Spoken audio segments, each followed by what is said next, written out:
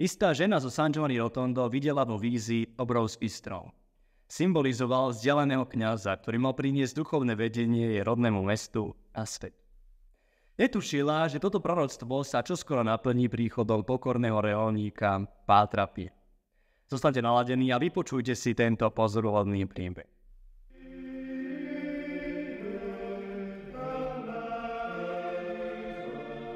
Vítajte späť na našom YouTube kanáli po stopách Pátra Pia. Páter Pio bol kapucínsky reholník, mystik a zázračný životvorca, ktorého príhovor je dodnes veľmi silný a aktívny. Videa uverejňujeme 3 dní v týždni. Pred nás sledujte a dozviete sa viac o živote tohto fascinujúceho svetca. Budete prekvapení, čo všetko môže Páter Pio urobiť pre vás, členov vašej rodiny alebo priateľ. Dnešný príbeh pochádza z oficiálnej spravodajskej stránky Vatikánu Vatican News a zaoberá sa fascinujúcim odhalením týkajúcim sa Pátra Pia.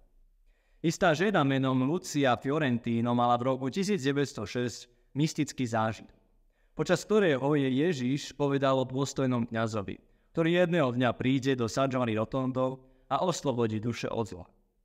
Lucia dostala to zjavenie 10 rokov predtým, ako Páter Pio prvýkrát vkročil do San Giovanni Rotondo.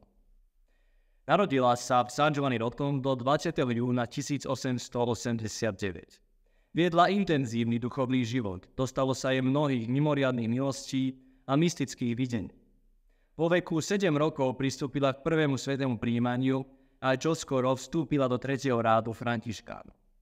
Pred štúdiom dávala prednosť domácim prácam a životu v zbožnosti a vrúcne sa venoval najsvätejšiemu srdcu Ježišu. Dokonca uvažovala o zasvetení sa Pánovi v reholnom rádze, ale narazila na silný odpor rodičov. Jej život nebol ani zďaleka jednoduchý. Brat, seminarista, zomrel v roku 1902 a matka zomrela na rakovinu o 3 roky neskôr. 10 rokov na to jej druhý brat padol v prvej svetovej vojne. Trpela aj fyzicky. V roku 1905, keď mal len 16 rokov, takmer zomrel. V tomto období však pocítila silnú túžbu trpieť z lásky k Bohu a vrúcne sa modlila, aby spoznala Božiu vôľu. Čoskoro na to k nej prehovoril Ježiš. Od tejto chvíle sa ponúkni ako obeť na nápravu. Prijímaš? Lucia súhlasila. Od toho dňa obetovala všetky svoje utrpenia, najmä za kňazov a reholníkov. A teraz sa dostávame k jej zjaveniu týkajúcemu sa Pátra Pia. V roku 1906 dostala Lucia videnie veľkého stromu, ktorého tieň by jej priniesol veľký duchovný úžitok. Toto napísala vo svojich autobiografických poznámkach. Videla som nesmierne veľký strom na nádvorí nášho kapucínskeho kláštora a počula som hlas, ktorý mi hovoril. To je symbol duše, ktorá je teraz vzdialená a príde sen. Na tomto mieste urobí veľa dobrého. Bude silná a hlboko zakorenená ako tento strom a všetky duše, ktoré prídu z blízkeho i ďalekého okolia a dať útočisko v tieni tohto stromu, budú oslobodené od zla. To znamená, že tí, ktorí pôjdu k tomuto dôstojnému kňazovi po svetlo, nájdú odpustenie a nápravu svojich vlastných chýb. Ak sa pokoria, dostanú od tohto hodného kňaza radu a ovocie večného života. Ale beda tým, ktorí nerešpektujú jeho rady, jeho spôsob konania. Pán ich prísne potrestá v tomto i budúcom živote. Pokora je skutočne kľúčom k otvoreniu našich srdc milosti. Jeho misia sa rozšíri po celom svete a mnohí sa budú utiekať do tieňa tohto mystického stromu, aby získali plody milosti a odpustenia, pokračovalo zjavenie. V čase tohto videnia Lucia ešte nepoznala Pátra Pia, preto si myslela, že Ježiš hovorí o dobrom kňazovi zo San Giovanni Rotondo, ktorý bol momentálne ďaleko od domova. Rýchlo sa však presuňme do roku 1916. V tom roku totiž dostal Páter Pio od svojho provinciála, otca Benedetta, povolenie presťahovať sa z kláštora svätej Anny vo Foggi do kláštora San Giovanni Rotondo.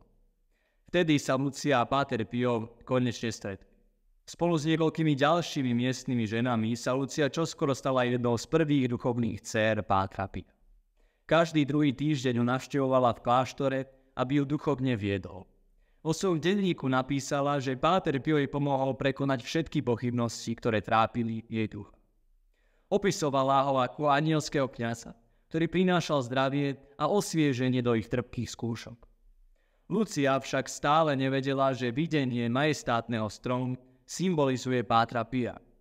Až v roku 1923 k nej Ježiš opäť prehovoril a objasnil jej víziu. Toto je to, čo napísal. Ježiš sa ma spýtal: pamätáš si, ako som sa ti zjavil v roku 1906, keď si bol ako rád? Potom mi vysvetlil, že ten strom je Páter Pio, ktorý prišiel zďaleka a z Božej vôle je zakorenený v kláštore, a tí, ktorí sa ukrývajú v jeho tieni, sú duše, ktoré sú ním vedené, ktoré z vierou poslúchajú a idú vpred.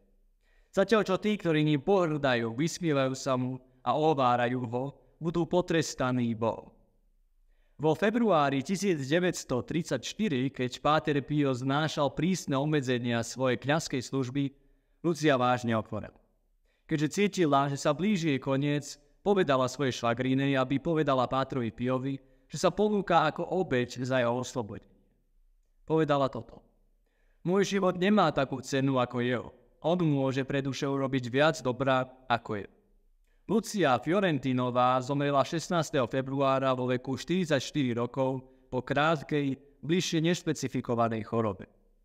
O necelé 3 mesiace neskôr boli obmedzenia zrušené a Páter Pio dostal späť slobodu, aby mohol pokračovať vo svojej kňazskej službe. Koniec príbehu.